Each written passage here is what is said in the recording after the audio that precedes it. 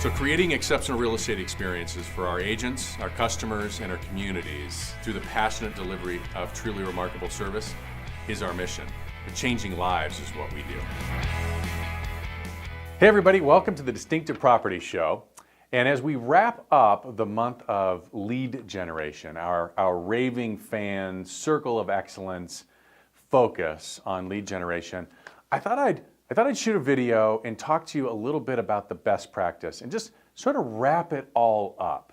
Because over the last 30 days, I've spent a great deal of time talking to agents about what they're doing, right? Core 4 lead generation, and what are the scripts? What are the dialogues? What's the focus? What's the mindset of somebody who really crushes not only lead generation, but once they get the lead, actually converting it to an appointment, converting it to a listing or a buyer contract. So with that in mind, I think the first place I'd like to start with that is, and the best way I've heard this is the mindset that you have to have is not of a people pleaser, right? It's of a people educator. This is a conversation. I'm 48 years old, right? So if I was talking to somebody who was in their 20s, right, or first time home buyer kind of thing, I'd want to go in with a mindset of this is my son, right? Am I talking to this person like I would my son? Am I giving them the information that I'd want my son to know, right? Or how about if somebody my age, like your brother or somebody that was older than you, are you providing them the education so that they're making the right decision as if they were your parents? The mindset is a huge piece here because, as we know, generating leads is hard. There's a lot of people, $15-16 billion, all vying for leads out there right now. What you say most definitely matters. I believe how you say it has just as much impact.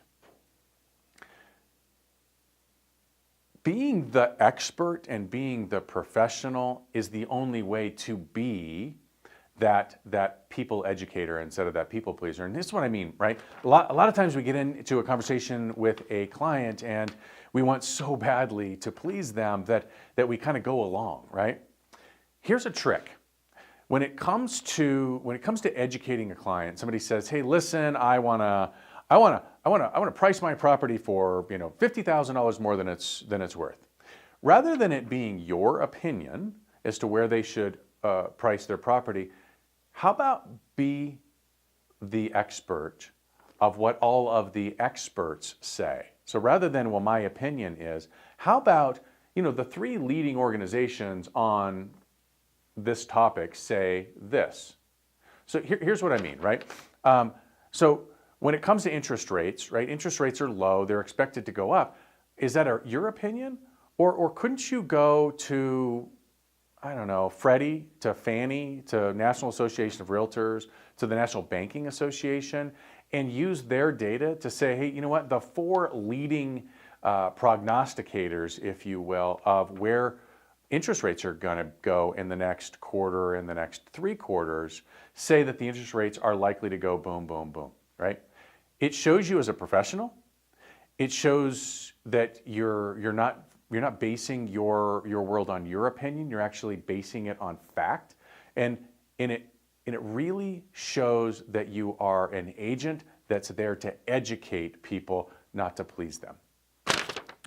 So, some other ideas. When it comes to inventory levels, I think it's really important that you all know the information that people are getting, right? Whether it be your local market or whether it be in another market. And of course, in the resort markets that many of our agents are in, they don't live there, right? They're coming from a market, and the inventory levels may very well be at all-time lows, right? The inventory levels may be at 3 months of inventory, which we all know that a stable inventory is at 6 months, right? Everything that they hear on every news or media source may be that multiple offers and everything is crazy. that may be true in a particular segment of the market, but it's certainly not true in all segments of the market. It may be true in certain areas of the country, but it's certainly not true in all areas of the country. So knowing what your clients are seeing, knowing the information that they're having to process out there will give you a great indication of where they're coming from, where their mindset is, and help you to position yourself to properly educate your clients. Let me give you an example. Right now, nationwide, traditional markets, it's 3.8 months of inventory that's on the market, right? And they're getting this from all kinds of different sources. Problem, that's only a segment of the market. When you go and you look at the luxury market is actually 13 months of inventory on the market. Well, there's a big disparity, right? So if I'm coming from San Francisco and I'm going to Vail, and in San Francisco, I've got 2 months of inventory, or hey, I could use Denver, right? Where they've got like a nanosecond of inventory. And I'm going into Vail or Sun Valley or Steamboat. Well, all of a sudden, I'm looking at properties at $2 million, or maybe I have a home at $2 million, and I want to properly position it. If I thought that the market in Sun Valley was the same as it was in San Francisco, I might be saying, hey, why don't we price it at $2,250,000, right?